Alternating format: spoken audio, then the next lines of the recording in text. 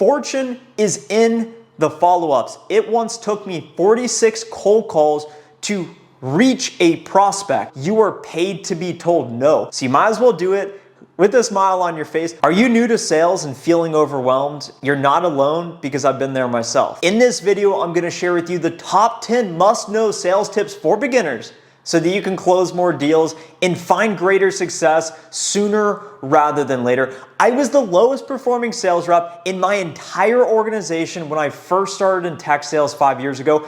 I was incredibly frustrated because it seemed like other people just figured it out faster than I did. I ended up finding a way to use that fear of failure as motivation, and I went on to close $1.54 million in new revenue and make $300,000 at age 26 as an account executive. According to a Salesforce study, most reps spend about 37% of their time on actual selling activities, meeting with customers. The rest of their time is utterly wasted entering data in a system, on meetings you don't actually want to be on, and looking at email and doing low-level activities. To be successful in sales, it's critical to spend your time on needle-moving, revenue-generating activities. As an account executive, I structured my days based on pipeline generation, cold calling, cold emailing, pipeline health, this is doing discovery, meeting with customers, giving solution presentations, negotiating, and self-development.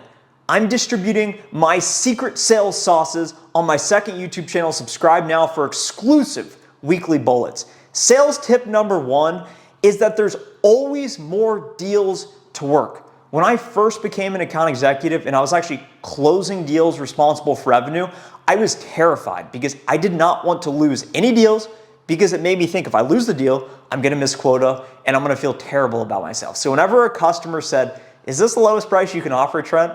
I was trembling and my hands were nervous, and I was thinking, I can definitely go lower than this. What do you need me to quote at? If they didn't respond to my email, I would start negotiating with myself and just throw out discounts out of thin air. If they mentioned my competitor, okay, if that happens, that's not what we want to have happen. And I was operating out of fear, out of scarcity. Over time, I realized that not all customers are created equally. I'm not going to win all my deals. A Hall of Fame baseball player will have a 30% at-bat percentage, meaning they only hit 3 out of 10 balls. In sales, it's going to be very similar. My close rate was close to 20%. So if 10 deals I work, if I'm only going to win 2 of them, why am I so stressed out that I might lose one of these deals? There are always more deals to work. Sales tip number 2 is to work to reach your potential, not your quota. What if I told you it takes the same amount of effort, time, and energy to make $50,000 a year as it does $300,000 a year? I've done both.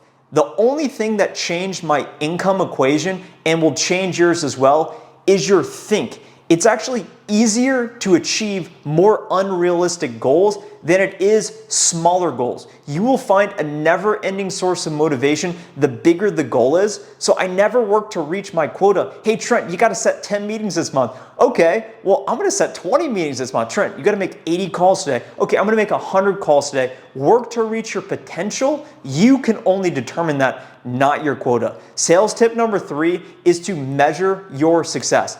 Whenever I got a new sales development rep, or whenever I was an SDR working with my account executive, I would ask them, what can I do to help you be more successful? What specific number do you need to hit in order to promote, in order to make the desired level of income you want? If you do not know the exact target you need to hit in order to get to the next level, then you've already failed. Once you identify, okay, I need to qualify 7 opportunities this month, can you start to reverse engineer that number and understand I need to make 1,000 cold calls? If my answer rate is 6%, that's 60 live cold calls. If my set rate's 15%, okay, I'm only gonna have about 15 conversations that I set up meetings with. You can start to reverse engineer and quantify exactly how much input activity you need to do in order to reach your desired levels of success if you are tracking it. You can't improve what you don't measure. Sales tip number 4 is to master the art of listening. Right now, you are listening with the intent to understand,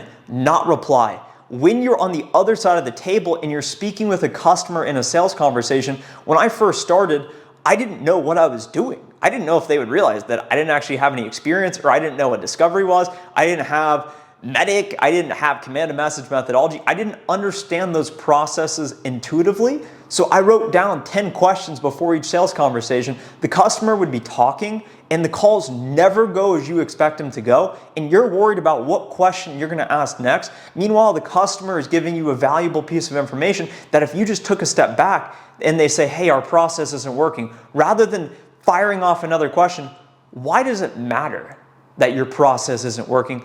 The more you actively listen, the more successful you're gonna be. Sales tip number 5 is fortune is in the follow-ups. It once took me 46 cold calls to reach a prospect and gain the attention of a VP at a credit union.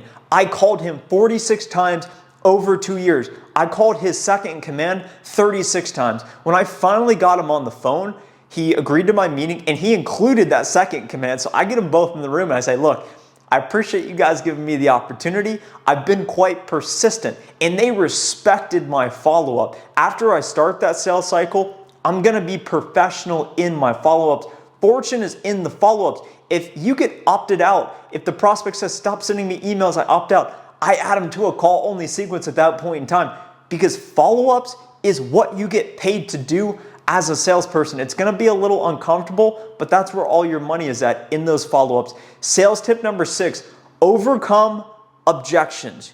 You are naturally going to experience objections in your sales career and your life. Maybe you ask your friend to go to the movies with you or to go get a pizza with you, and your friend says, I don't want to get pizza. Why don't you want to get pizza? I'm on a diet. Well, hey, it turns out this pizza shop also sells salads. Okay, I'm actually not hungry anymore. What we've done there is we've sought to uncover the real objection. When customers give you objections, they're oftentimes giving you just, hey, let's brush this person off. I can't be bothered right now. When you're on the cold call, they're gonna say, who is this? Are you a cold caller? I don't accept solicitation. Hey, I'm about to run into a meeting. What's up? They're gonna give you an objection at the beginning of the call. Hey, I know I'm calling out of the blue. May I have 15 seconds, 30 seconds for me to tell you the reason why I'm calling? Or they're gonna give you an objection towards the end of that call. We don't have budget. We're using your competitor. It's not a good time, da da da da. Seek to uncover the real objection. You're gonna have to uncover objections throughout the sales cycle process. So the better equipped you are to expect what they're gonna tell you, hey, I'm using your competitor. Okay, well, maybe I should go research my competitors so I understand what to actually say. Sales tip number 7, understand the audience. As an account executive, when my SDRs set up meetings with me and it's with a low-level manager, I'm going into the meeting with a preconceived notion that this person is not qualified to buy.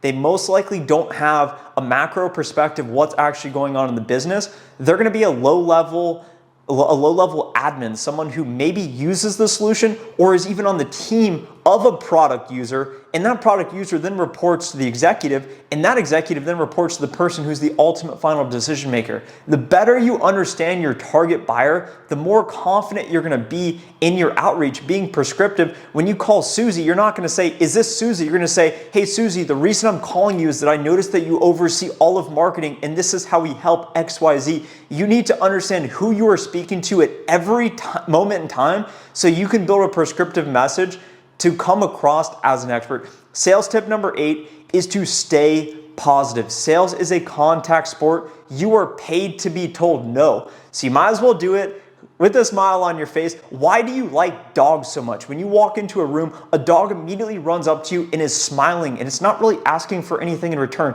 As salespeople, we gotta make the ask. We gotta make the ask for their time. I gotta make the ask for you to subscribe to the channel now and crush the like button below if you are finding value in the video. You're gonna be told no. Your colleagues are going to be told no. Your colleagues might find more success sooner than you do. Celebrate success. Celebrate the opportunity to work in a knowledge-based profession in sales, opposed to being a construction worker or doing manual labor with your hands. I've been a dishwasher. I've worked in warehouses. I've mowed lawns. And that type of work, trading time for money, is challenging. So if you have the opportunity and the privilege to work in sales, be grateful for that. Sales tip number 9.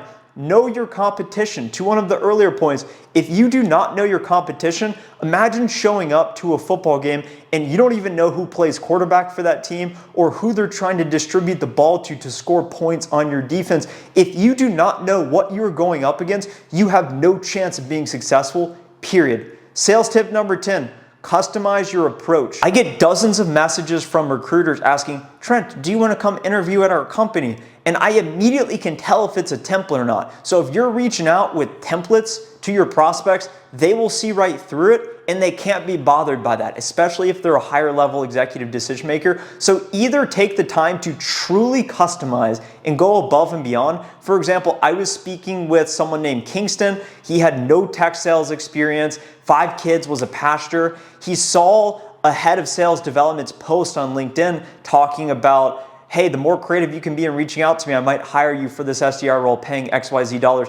Rather than just reaching out saying, can I have your time, or applying on the company website, Kingston went on this leader's Twitter, found out he collected sports cards, went and bought a LaDainian Tomlinson card and sent it to the leader, and then messaged him LaDainian Tomlinson as the subject line. He picked that because he thought it would pop up the page, and he said, hey, LT LaDainian Tomlinson never won any awards, but he consistently showed up. And that's how I'm gonna be as a rep. Think about that level of customization. That's what it requires to get what it is you want out of life.